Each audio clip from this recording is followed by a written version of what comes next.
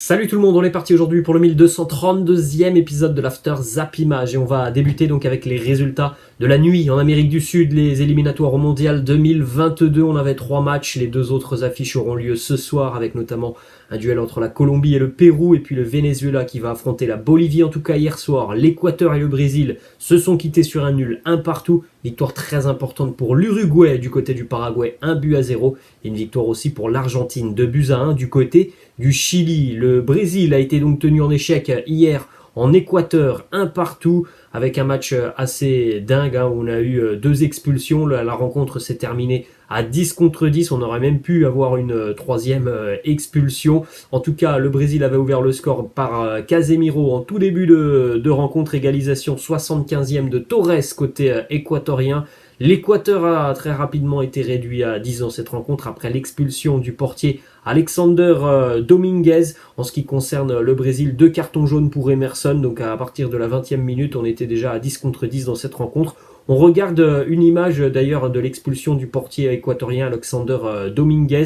Regardez cette sortie non maîtrisée où il vient asséner un coup de crampon à Mateusz Cunha, coup de crampon plein thorax et plein coup dans le coude justement de Mateusz Cunha. Regardez les images de Mateusz Cunha très marquées par ce contact assez viril. On a quasiment eu la même chose du côté brésilien avec le portier de Liverpool Alisson Becker qui lui aussi n'a pas maîtrisé sa sortie face à un attaquant équatorien. Il a donc reçu un carton rouge. La VAR est intervenue. Au final, c'est devenu un carton jaune. Et puis en seconde mi-temps, une sortie des points où il prend le ballon des points, mais il prend aussi le visage de l'attaquant équatorien. Là aussi, ça a été synonyme de deuxième carton jaune pour un carton rouge. La VAR est de nouveau intervenue. Et puis donc, au final, Alisson Becker, qui a été expulsé 2 fois hier, il est resté jusqu'à la fin du match sur le terrain, puisque la VAR a à chaque fois annulé la décision de l'arbitre. Cette rencontre, elle a été aussi un petit peu dingue, parce qu'on a eu 10 minutes de temps additionnel dans la première mi-temps, 10 minutes de temps additionnel dans la seconde mi-temps. Victoire importante aussi pour l'Uruguay qui se relance après donc le changement de sélectionneur il y a quelques semaines maintenant. Ce n'est plus Oscar Tabarez qui est le sélectionneur de l'Uruguay. L'Uruguay s'impose 1-0 hier du côté d'Asunción au Paraguay grâce à un but de Luis Suarez. C'était un match à 6 points entre ces deux sélections qui sont à la lutte. C'est une très bonne opération pour les Uruguayens. Victoire aussi pour l'Argentine, 2-1 du côté du Chili. On rappelle que l'Albiceleste est d'ores et déjà qualifié. Victoire grâce à un but de Lautaro Martinez, un but aussi pour André Di Maria. Côté chilien, c'est Ben Brereton qui a marqué. Le Chili s'éloigne de la qualification. Ça sent vraiment pas bon pour l'Aurora chilienne qui est en grande difficulté dans ces éliminatoires de la zone sud-américaine. Une petite déclaration de Rodrigo de Paul, le milieu de l'Atlético Madrid, qui annonce que le voyage argentin du côté de Santiago au Chili a été très mouvementé. Dès lors qu'ils sont arrivés sur le sol chilien, ils n'ont pas eu accès à une salle de bain. On leur a coupé aussi l'air conditionné. Il y avait des sirènes qui ont escorté tout le long leur voyage, mais aussi dans l'hôtel. Tout a été fait pour déstabiliser un petit peu l'Argentine. Ça n'a pas fonctionné. On enchaîne les amis donc avec les qualifiés déjà pour le Mondial 2022, puisque hier on a pu rajouter un nouveau pays qui s'est qualifié.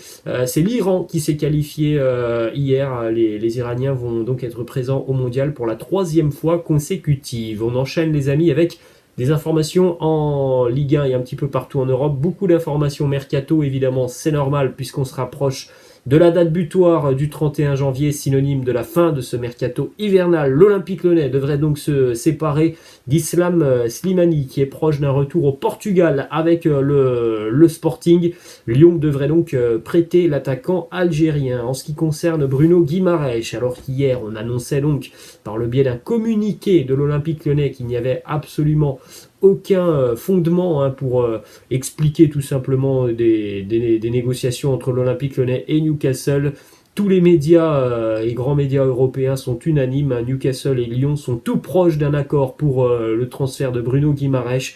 On parle d'un transfert de 42 millions d'euros, plus un bonus de 10 millions d'euros, donc affaire à suivre sur les tout prochains jours, voire peut-être même les prochaines heures. Du côté de l'Olympique Lyonnais, on a déjà ciblé le remplaçant de Bruno Guimaraes, qui pourrait donc être le Brestois Romain Fèvre, puisque l'Olympique Lyonnais est très intéressé par le profil de Romain Fèvre. Des négociations ont démarré, visiblement le joueur, lui, est ok aussi pour rejoindre l'Olympique Lyonnais. C'est un très très bon profil, hein, Romain Fèvre. On enchaîne aussi avec une information qui concerne Marcelo, l'ancien défenseur de l'Olympique Lyonnais. On en a parlé en début de semaine. Marcelo, il a résilié son contrat avec l'OL, donc il est libre de s'engager où bon lui semble. Et normalement, la prochaine destination de Marcelo, bien, ça sera encore une fois la Ligue 1, mais dans un club qui lutte pour sa survie, pour son maintien. Les Girondins de Bordeaux ont trouvé un accord avec Marcelo.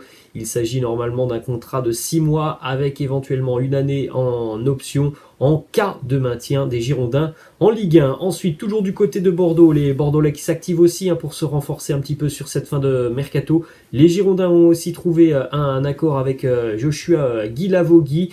Du côté de Bordeaux, maintenant, reste à tomber d'accord avec le club allemand de Wolfsburg. Ensuite, du côté de Paris, les informations qui concernent Tanguy Ndombele, les discussions entre le Paris Saint-Germain et Tottenham autour d'un prêt de Ndombele avancent très bien. Les différentes parties sont optimistes pour terminer les négociations donc avant la fin de cette période de mercato.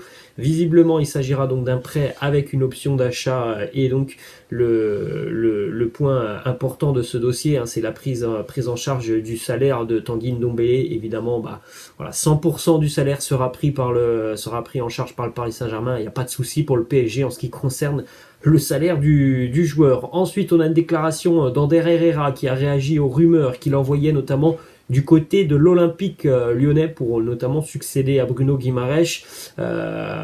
Ander Herrera a annoncé sur son compte Instagram, c'est une fake news. On enchaîne avec une déclaration de Sergio Ramos qui nous dit: Paris est une grande équipe. Elle n'a pas beaucoup d'années d'histoire, mais elle a un projet unique et tous les joueurs veulent aujourd'hui venir au Paris Saint-Germain. Bon, voilà, c'est véridique. Bon, le Paris Saint-Germain n'est pas une équipe qui a une histoire assez lointaine du côté du championnat. C'est encore une équipe assez jeune, le Paris Saint-Germain.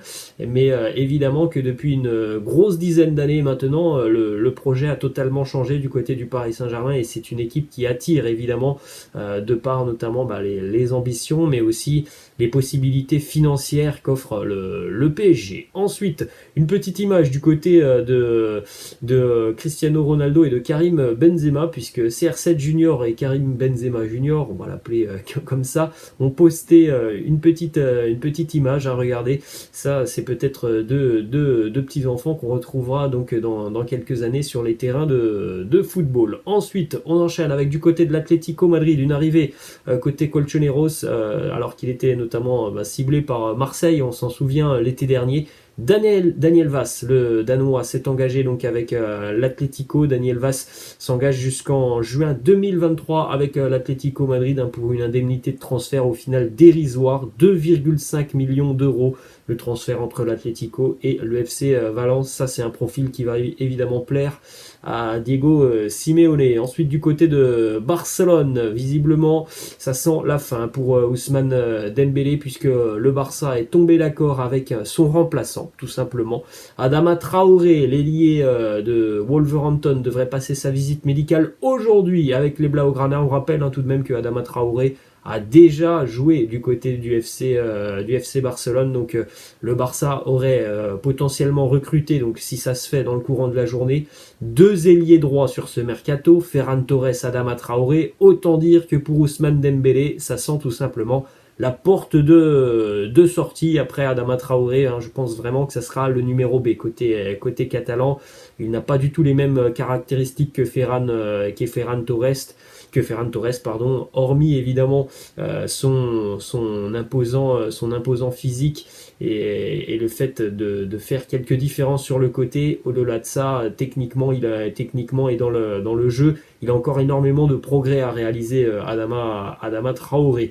Ensuite, on enchaîne du côté de l'Inter Milan. On en a parlé hier. Le gros coup des interistes, c'est officiel. Robin Gosens le latéral de l'Atalanta qui est blessé depuis de nombreux mois mais qui devrait bientôt reprendre, est donc transféré du côté de l'Inter Milan, un prêt de 18 mois avec une option d'achat obligatoire fixée à 25 millions d'euros plus des bonus. Donc au total, ça doit chiffrer cette opération à un petit peu moins de 35 millions d'euros. C'est un énorme coup réalisé par l'Inter Milan. Quelques statistiques sur Robin Gosens qui est impliqué en Serie A sur plus de buts que Paulo Dybala sur les 3 dernières années de Serie A. Il est impliqué sur 35 buts, Robin Gosens. C'est 34 pour Paulo Dybala sur les 3 dernières saisons.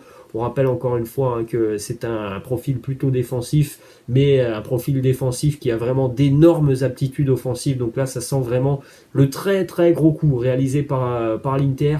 Au final, c'est pas très cher quand même pour ce genre de profil. On poursuit côté Juventus et ça concerne aussi Manchester City. Énorme info qui est tombée hier du côté de l'Angleterre puisque les Citizens sont prêts à accueillir Paulo Dybala. Paulo Dybala, il est libre de tout contrat en fin de saison. C'est jamais une très bonne nouvelle quand un joueur entre dans la dernière année de son contrat sans avoir prolongé. C'est ce qui se passe pour Paulo Dybala avec la Juve. Dans 5 mois, il sera libre de tout contrat.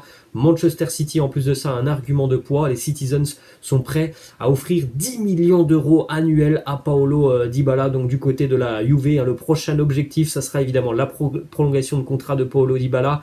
Même si on sait que ça fait quasiment 1 an et demi que la Juve tente de négocier avec Dybala et que pour le moment, il n'y a aucun accord. Donc City est prêt à dégainer. En tout cas, du côté de la Juve, une info plutôt positive quand même, puisqu'on annonce aujourd'hui normalement officiellement l'arrivée de l'attaquant serbe Dusan Vlahovic qui devrait donc s'engager contre 75 millions d'euros et un salaire de 7 millions d'euros par an. On poursuit du côté de Chelsea où après les déclarations il y a quelques semaines de Romelu Lukaku qui s'était plaint notamment de par son utilisation et de par les demandes de Thomas Tuchel, cette fois-ci c'est Christian Pulisic qui nous dit c'est compliqué, je n'ai pas toujours été utilisé dans les bonnes positions où je souhaiterais jouer, mais je pense que c'est quand même plutôt une bonne qualité d'être quelqu'un et qui est polyvalent, même si il est vrai que sur les prochaines semaines, j'aimerais quand même pouvoir me fixer sur une position précise.